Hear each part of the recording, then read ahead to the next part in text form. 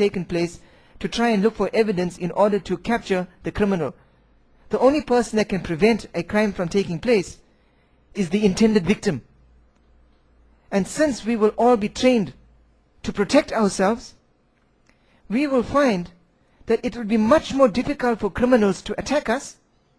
And when they do, the community as a whole will rally to ensure that these criminals are firstly apprehended, and secondly, that justice will be administered rapidly and immediately. You see, according to our religious and according to the systems given by God, justice takes place immediately. A person commits a crime, he is punished. He is not incarcerated in a prison for years and years at the expense of the taxpayer who is an innocent victim, so that the innocent victim continues paying for the cost of the villain. In fact, our entire prison system will probably disappear. We may only have a few holding cells to hold people for that short duration when they have been apprehended until their case is heard by the court. And these cases will be heard very quickly. Let's take a practical example of somebody who steals. He has his finger chopped off. That finger is a permanent reminder to the person not to steal. That finger will be a permanent reminder to everybody else that that person was once a thief, and he was responsible for theft, and that you should, if you're clever, take that into account when you're making a decision in your dealings with that person. You don't need no lengthy court cases and court records to be kept for years and years at high cost. All of that unnecessary. A person commits an ultimate crime, he will pay with his life. He doesn't have to sit in prison for years. That is more humane. And God tells us that these kind of people who are inspired by Satan, who are inspired to create corruption and destruction in our world, there is no place for them. They must be eliminated. You try and help them, what you are doing is you are destroying your own society. People who worship God, remember God all the time, act with the knowledge that God is watching them, act with the knowledge that they are accountable to God. These people will not commit these horrendous crimes.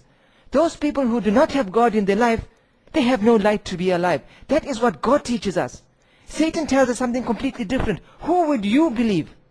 Who would you follow? Those who follow Satan tells us that what I have just said is barbaric. But what is more barbaric? Taking a person, incarcerating him for the rest of his life and causing the rest of society to pay for that? Is that not barbaric? We have been misled, and we need to see the truth. Our police services, that limited police services that we do want, will now serve us. They will no longer be a force of fear and intimidation. The police service no longer serves the service of protecting people. They serve the purpose of protecting the state. And very often they act against the people. And very often policemen change so radically when they go into the services. It is unbelievable. Because the training trains them to treat the people as part of the problem and not as the people that they are serving. So we need to change the way our police services function. So the big question that arises is, are we ready for freedom? Because there are many of us which may say, you know, freedom is such a frightening thing. I'd rather just remain a slave. I like somebody taking care of everything. I will just let them take my money as long as everything is taken care of. That may be the way you wish to be. But we may find that the majority of us actually wants a system where we are free. And if that is the case, we need to put it to the test. We do not need any individual to make the decision of everyone else. How do we put it to the test? The next time there is a national election, we must come together in a party which I call the big party. When I say that we are going to require a political party, the fact of the matter is, I don't envisage anybody going up and setting up a party and having posters, etc.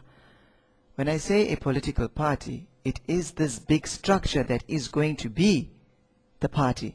So in other words, the Council of Elders that we set up, the Council of Ambassadors that we set up, our shadow government under the National Executive Body, this is our party, who will make up the party list? The party list will be determined by the representatives on the Council of Elders.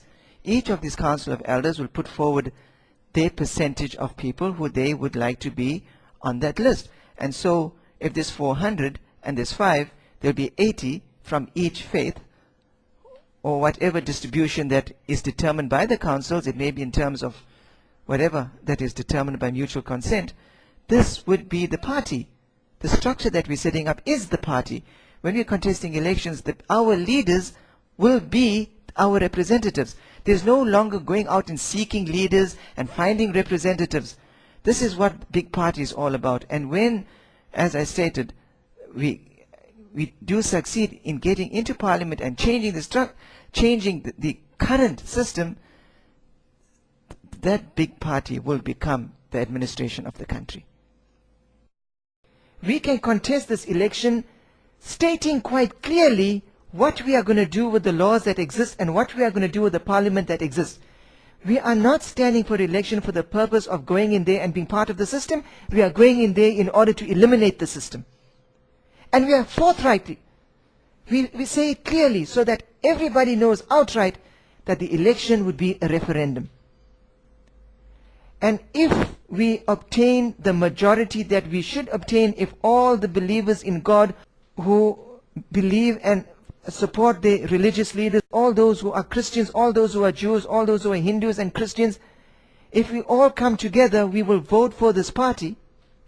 And when this party achieves the majority that it should achieve, which is way in excess of 80%, then the structures that we have already put into place will automatically become the structure of public administration of the whole country.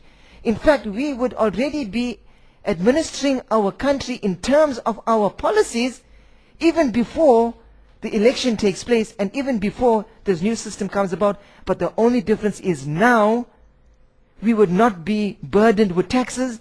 Now we would not be burdened with laws that make us criminals. We will not be burdened by laws that limit our right to act in the way that we choose. So the big question is, are we ready for freedom? And if we are, each one of us needs to take a copy of this, hand it to our pastor and our Molana and our Pandit and to our Inyanga and then to our Induna and say, please look at this. We need to put the structure in place. Please come with the other Indunas, come with the other pastors. Let's form our council of elders. Let's our representatives meet the leaders of the Muslim community and the Jewish community. Let's form our council of ambassadors. Let's do it. Because the quicker we do it, we can organize ourselves at the lowest level, at our community level, and we can get organized, and we can take back our freedom and take back our lives. That is what we need to do, and it rests on each and every one of us to make that commitment to get this message out there. I do not have the funds to make 40 million copies of this presentation, but if each one of us commits ourselves